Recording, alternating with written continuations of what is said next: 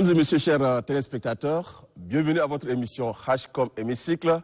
La tribune de la représentation nationale reçoit sur ce plateau Thierry Madi Maïna, conseiller national. Il est membre de la commission finances du CNT. Il sera question au cours de cette émission du décryptage de deux projets de loi portant création de la Caisse nationale des retraites. Il sera question au cours de cette émission du décryptage de deux projets de loi portant création de la Caisse des retraites des militaires et celle des civils. Bonsoir. Bonsoir, monsieur Robert. Oui, vous avez eu à adopter la loi portant création de la Caisse nationale des retraites militaires et celle des retraités civils. L'équipe de l'ONAMA s'est vertuée à promener son micro pour recueillir au moins les impressions de nos compatriotes retraités sur cette question de la séparation entre la Caisse des retraites militaires et celle des civils. Nous vous proposons de suivre les réactions. On a des arriérés, on ne trouve pas. On a des coupons, ça fait 2 mois, 6 mois, on donne un coupon. Le coupon là, au lieu de nous payer, la personne qui a 10 millions, on lui donne 10 millions, on lui dit qu'on va te donner 2 millions. La personne qui a 1 million, on lui donne 500 000. Qu'est-ce que ça peut être? Mais tous les fonctionnaires vont passer par là. Je loue la maison, j'ai 6 enfants orphelins. C'est à ma disposition. Je revendique mon droit à propos de mes enfants. Ils veulent qu'on négocie avant de trouver nos arriérés. C'est-à-dire ils veulent prendre 50% et ils te donnent 50%. Et là, on n'accepte pas. C'est notre droit, c'est notre sueur. On a travaillé ça pendant une quarantaine d'années. Il ne faut pas que l'État nous vole un franc de notre salaire. Vous venez là de suivre la réaction de vos compatriotes retraités. Quel est donc votre commentaire? Merci, monsieur Doba. C'est une réaction d'indignation. Pourquoi j'ai dit c'est une réaction d'indignation? Parce que, par le simple fait que je me suis dit que c'est cette situation qui m'attend, parce que je ne suis pas loin de la retraite. Et les papas là ont exprimé à sa juste valeur les souffrances qu'ils endurent. Cette situation a été créée par, effectivement, le non-paiement des coupons à terme échu. Vous savez, conformément à la législation en vigueur, il est prévu par année, il est prévu de payer 4 coupons par année. Et nous avons constaté et nous avons vécu également qu'il y a un certain nombre d'années, ces retraités ne bénéficient que de 2 coupons par an. Au fil des temps, ils se sont retrouvés avec des cumuls des arriérés. Et cette situation a eu des répercussions négatives sur la vie sociale et économique de ces retraités. Il faut se dire que la situation actuellement vécue par nos retraités est déplorable. Nous avons, lors de l'examen et l'adoption de ces 2 projets de loi, nous avons beaucoup insisté sur la non-régularité du coupon des retraités. Oui, tel qu'exprimé ici. Tel qu'exprimé, effectivement. Et les 2 raisons qui ont amené le ministère des Finances à introduire ces 2 projets de loi, en partie prennent en compte les considérations que nous venons de citer. Le problème de la gouvernance de la Caisse nationale des retraites, le problème du dysfonctionnement structurel de la structure, et en même temps, les travailleurs syndicaux, les travailleurs des centrales syndicales, lors de la signature du pacte social, ont exigé que l'État puisse faire un certain nombre de réformes, notamment la restructuration de la CNRT et également, d'une manière générale, la réforme de toute la sécurité sociale dans notre pays. Et je m'en félicite à ce niveau qu'une commission interministérielle a été mise en place sous la présidence du vice-président du Conseil militaire de transition. Avant de rentrer dans les vifs du sujet, je voulais un peu décrire le fonctionnement même des services de pension avant d'arriver à la création de la CNRT. Vous savez, quand moi j'étais intégré au ministère des Finances, il y avait un service de pension à la Direction générale du budget et un autre à la Direction générale du Trésor.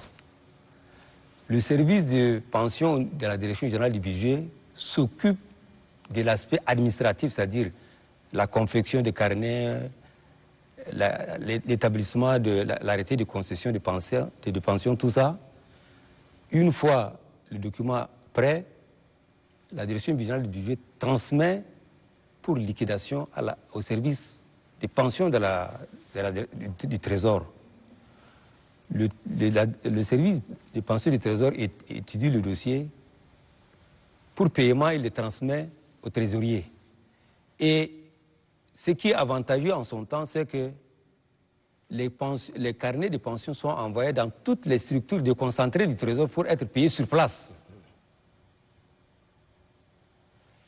Je prends un exemple, celui qui est à Moussoro, c'est le trésorier sur place qui le paye. Parce que les carnets de pension, au même titre que les bons de caisse, sont transmis au service déconcentré. Oui. Chemin faisant, nous avons constaté qu'il y a eu un peu de malversation au niveau de certaines structures déconcentrées. En grande partie, je ne sais pas si vous êtes au courant, mais le scandale financier de 1989, en grande partie, est constitué des détournements des pensions des retraités. Et c'est dans ce cadre que le gouvernement a jugé nécessaire de créer par l'ordonnance numéro 3, je crois du 14 janvier 2093, la Caisse nationale des retraités du Tchad. Cette caisse a été mise en place et les textes relatifs à son fonctionnement ont été pris. Et pour mémoire, il fallait également comprendre que la pension est codifiée à travers le décret 157 du 31 mars 1969. Donc, au début, la caisse fonctionnait normalement, mais compte tenu des difficultés financières que l'État a commencé à subir à partir de 93-94, les arriérés des pensions ont commencé à s'accumuler. Pendant cette période, même les fonctionnaires civils avaient eu des arriérés, vous avez entendu parler. En compensation de ces arriérés, on avait donné des terrains. On avait attribué des terrains en compensation des arriérés de ces salaires. Donc les arriérés se sont accumulés. Aujourd'hui, comme l'a dit l'un des papas dans le reportage, la situation est intenable. Oui. La situation est intenable. Pensez-vous qu'avec la séparation de la Caisse nationale des retraites militaires et celle des retraites civiles, est-ce que c'est une solution à ces cris de détresse de nos compatriotes exprimés ici dans ce reportage comme vous l'avez relevé? Oui, ce qui est important de souligner, c'est que dans le cadre de la réforme des finances publiques, un nouveau logiciel est mis en place. Ce logiciel permettra non seulement aux fonctionnaires mais aux retraités de s'enrôler biométriquement. Aujourd'hui, il faut dire les choses clairement, qu'il y a un problème de gouvernance au niveau de la CNRD. Pourquoi je dis cela? Parce que vous allez constater vers la fin de cet enrôlement biométrique que beaucoup des carnets qui devaient être en phase d'extinction continuent à être payés par le simple fait de la complicité interne de certains agents de la CNRD. Je prends un exemple. Conformément aux dispositions du code qui régit la pension, si un retraité décède et s'il laisse une veuve ou des veuves, la pension est reversée aux ayants droit. Et si la veuve décède, la pension sera totalement suspendue. Mais malheureusement, je dis bien malheureusement, compte tenu de la complicité interne au niveau de la gestion de carnet, au niveau de la structure, cette situation continue à être constatée. Donc le recensement biométrique qui est en cours permettra non seulement d'avoir l'effectif réel de ceux qui sont actifs et qui doivent bénéficier de la retraite, mais cette situation nous permettra de dégager les doublons et de, rendre plus fluide le paiement de ces pensions. Par rapport à votre question posée, je tiens à vous rappeler, Monsieur Doba, que les difficultés ont commencé avec les militaires, parce que les militaires n'étaient pas payés à l'indice. Ils étaient payés au forfait. Du fait qu'ils sont payés au forfait, ils ne cotisent pas. Le salaire forfaitaire n'est pas soumis à des retenues de cotisation des pensions. Dieu merci, au début de l'année, je crois, en octobre 2021, l'Assemblée nationale a ratifié l'ordonnance qui révalorise le traitement des militaires. Et depuis janvier, tous les militaires sont payés à l'indice et ils ont commencé à cotiser à la Caisse nationale de retraite. Et il faut également préciser que dans le cadre de la revalorisation du salaire des militaires, l'indice militaire, le plus souvent, est plus supérieur à l'indice des fonctionnaires civils. Et partant de ça, je pense bien que le fait de séparer ces deux caisses-là, une fois la situation, une fois le recensement biométrique fini, je pense que la séparation de ces deux structures-là rendra fluide le paiement des pensions des retraités. Mais est-ce qu'on peut avoir une idée sur l'effectif des retraités? Malheureusement, lors de la discussion sur les deux projets de loi, la question a été posée aux responsables et au ministre des Finances. Je vous avoue que même au niveau de la Caisse nationale de retraite, nous n'avons pas l'effectif réel. C'est ce recensement qui va déterminer quel est le nombre réel des militaires retraités et quel est le nombre réel des civils retraités qui doivent prétendre à bénéficier de la pension. Oui, c'est-à-dire on ne maîtrise pas du tout l'effectif réel du nombre de certains de nos compatriotes partis en retraite. Oui. Mais quel est donc le montant mensuel versé aux retraités militaires tout comme civils? En attendant la réforme du code de pension, la pension est payée trimestriellement. Trimestriellement, le ministère des Finances dégage une enveloppe de 6 milliards pour le paiement de la pension trimestrielle. Et le premier trimestre 2022, sur les 6 milliards décaissés, et en mettant en place une commission spéciale de paiement,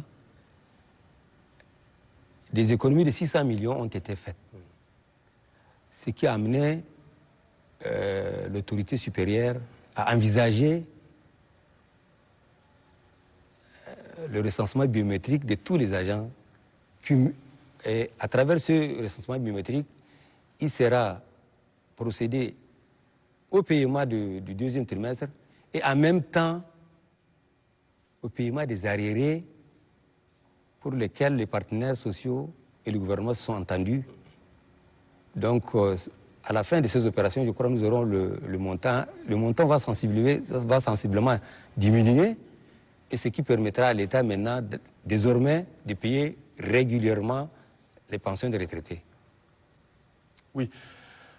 En état actif, monsieur le conseiller, je suppose que dans le paiement des salaires, l'État retient au moins les retenues. Oui. Mais où vont ces retenues? Est-ce que le Tchad dispose-t-il d'un fonds de retraite? Ce qui est important de souligner, monsieur Doba, c'est que les fonctionnaires actifs actuellement, c'est eux qui contribuent, c'est la retenue de leur pension, plus la part patronale qui constitue aujourd'hui le paiement de ceux qui sont retraités. Il n'y a pas un fonds spécial gardé quelque part pour le paiement des retraités. C'est un cycle. Ceux qui travaillent aujourd'hui, ceux qui sont actifs aujourd'hui contribuent.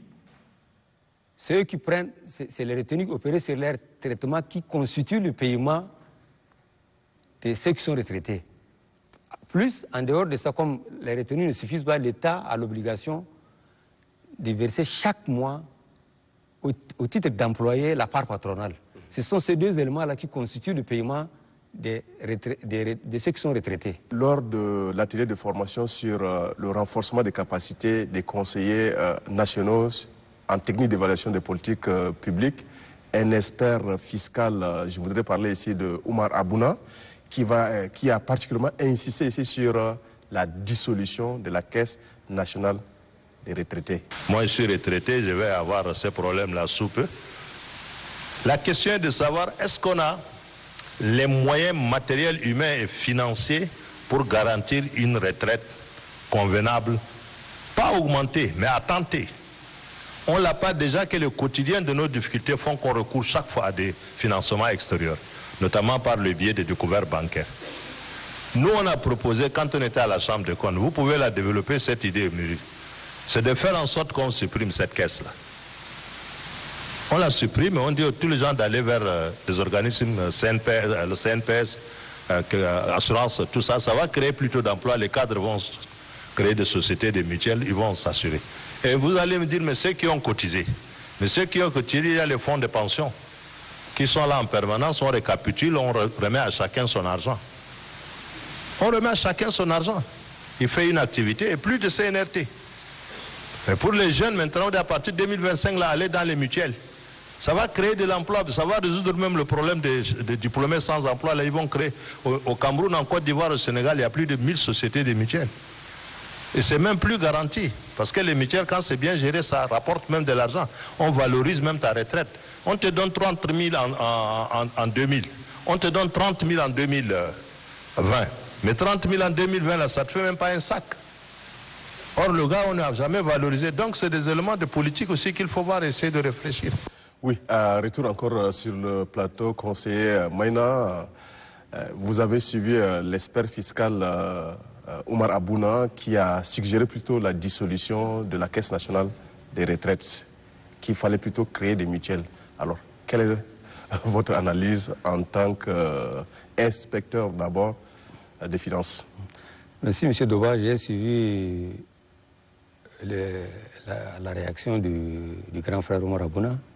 Ce que je voulais dire avant tout, c'est d'abord,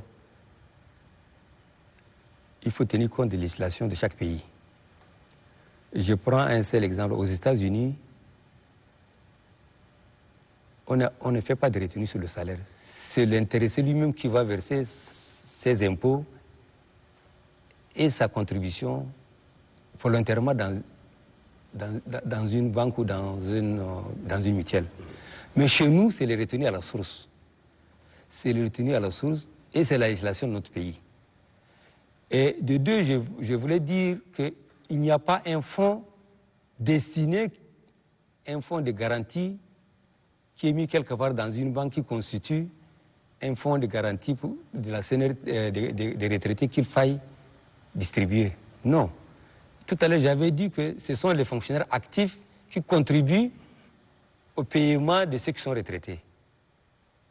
Il est vrai que des arriérés des pensions se sont accumulés. Maintenant, avec l'opération qui vient d'être déclenchée, et le recensement biométrique, et le paiement du deuxième trimestre, et en même temps, le ministère des Finances procède au paiement des arriérés, de ceux qui avaient des arriérés de coupons.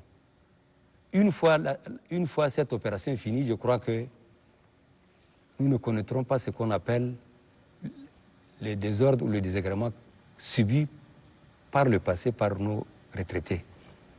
Donc, je réponds à mon grand frère Oumar que cette situation, nous ne pouvons pas directement passer à la dissolution de la structure du fait qu'il n'y a pas un fonds de garantie logé quelque part pour permettre pour rembourser chacun de ce qu'il a cotisé. Notre système actuel, c'est que ceux qui sont actifs, qui travaillent, plus la part patronale de l'État qui constitue la prise en charge des retraités. Face à cette situation, je ne suis pas d'accord avec lui pour qu'on procède à la dissolution. Maintenant, la réflexion peut être menée. Comme je l'avais dit, ce n'est pas seulement les retraités concernant la CNRT. Nous avons la partie CNPS qui concerne le privé et les contracteurs de l'État. La réforme de la sécurité sociale, comme je l'avais dit, une commission a été mise en place. Cette commission est présidée par le vice-président du Conseil militaire de transition. À l'issue des travaux, je crois qu'une réflexion sera faite et chacun apportera sa contribution pour voir est-ce qu'il faut changer ce système-là ou est-ce qu'il faut maintenant... Quelle est la meilleure stratégie à adopter pour que désormais, qu'il s'agisse des retraités de la CNRT ou des contracteurs de la CNPS, ne puissent pas connaître cette mésaventure. Voilà ce que je pourrais dire par rapport à la réaction de mon grand frère Oumar Abouna. Autre question, conseiller Maïna. Ici, on parle de la bancarisation des pensions des retraités. Est-ce que pensez-vous qu'avec la bancarisation de pensions des retraités, ça pourra donc améliorer étant sorti les conditions de vie de ces retraités? Est-ce que ces retraités pourront-ils aussi accéder à certains crédits au niveau de ces banques-là? Oui, le premier avantage de la bancarisation, c'est que ces retraités n'auront pas à perdre beaucoup de temps et beaucoup d'attroupements autour de la CNRT. Le deuxième avantage, c'est que, ça il faut que je vous le dise, il y a des gens, il y a des retraités un peu plus âgés, dès qu'ils perçoivent leur pension, des fois il y a des gens qui sont victimes de vols. Il faut préciser que tout autour de la Caisse nationale de retraite, il y a des malfrats qui tournent et qui piquent les poches de ces gens de troisième âge. Ça, c'est le deuxième avantage. Le troisième avantage, c'est que, étant bancarisés, c'est des revenus. Quand quelqu'un a un revenu fixe, il peut prétendre à des crédits auprès de sa banque. Ça aussi, c'est aussi un avantage. Il suffit que la Caisse nationale des retraites justifie et dise qu'effectivement, le détenteur de ce compte-là est un retraité et que c'est nous qui payons sa retraite. C'est déjà une attestation irrévocable du virement qui permet effectivement aux retraités d'accéder à un crédit. Donc voilà les trois avantages de la bancarisation. Comment faire pour résoudre définitivement ces problèmes de pension? L'État a l'obligation, et ça j'avais souvent dit, on ne peut pas payer le salaire sans payer les éléments de salaire. La pension fait partie de l'élément de salaire. L'IRPP fait partie des éléments de salaire. Payer seulement le net à payer, le salaire défalqué ne veut pas dire qu'on a payé le salaire. Je demande une fois de plus au ministère des Finances, au trésorier PR général, dès qu'on libère le salaire, il faut qu'on libère également les éléments qui constituent également le salaire, qui accompagnent le salaire. Les retenues 5%, la part patronale, l'IRPP, les 40 francs de l'ONASA, tout ça devait être libéré au même moment du paiement du salaire. Si cette procédure est suivie à la règle, je ne pense pas que nos retraités connaîtront les problèmes des paiements des pensions. Et dans le cadre de la réforme, déjà une étude est engagée pour mensualiser le traitement, pour mensualiser le paiement des pensions. Dès que le salaire est payé, le salaire du mois est payé, la pension mensuelle aussi est payée au même moment que le salaire. Cela nous permettra de temporiser et d'éviter certaines difficultés, certaines difficultés liées aux arriérés des pensions. Mesdames et messieurs, chers téléspectateurs, ainsi prend fin notre rendez-vous de ce soir. Nous venons de recevoir sur ce plateau le conseiller Thiari Madi Maina. Il est membre de la commission Finances. Il était question au cours de cette émission du décryptage de 2 projets de loi portant création de la Caisse nationale des retraites militaires et celle des civils. Au revoir et à la semaine prochaine.